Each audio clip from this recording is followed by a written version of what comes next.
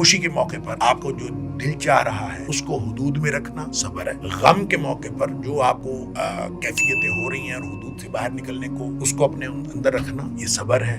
تاکہ جب آپ کسی سے فوجیں آپس میں ٹکرا رہی ہیں تو بھاگ جانے کو دل کرتا ہے, طاقتور فوج کو دیکھ کر رک جانا, ٹکرا جانا صبر ہے ہر طرح.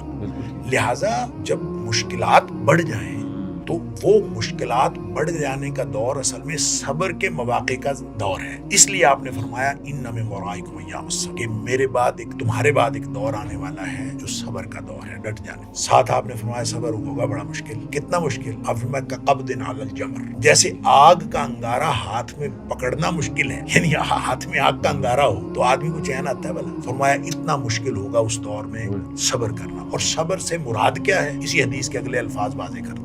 آپ نے فرمایا للعامل فیہن, اس دور میں جو عمل کرے گا. اس کا مطلب ہے نیکی پر عمل کرنے والا, دین پر عمل کرنے والا, یہی صبر کرنے والا ہے. فرمایا اس دور میں جب عمل کرنا اتنا مشکل ہو جائے گا, اس دور میں جو نیکی اور دین پر عمل کرے گا اجر 50, اس کے لیے 50 لوگوں جتنا اجر.